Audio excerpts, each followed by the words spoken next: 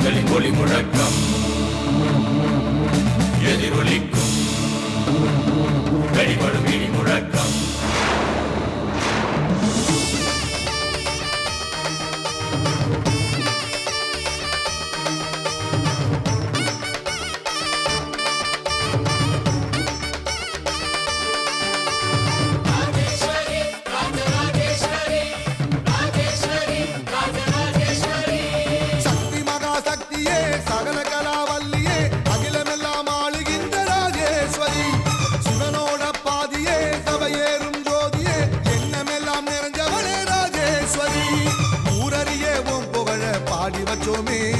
உன்னையத்தான் தெய்வம் உன்னு போற்றி வச்சோமே.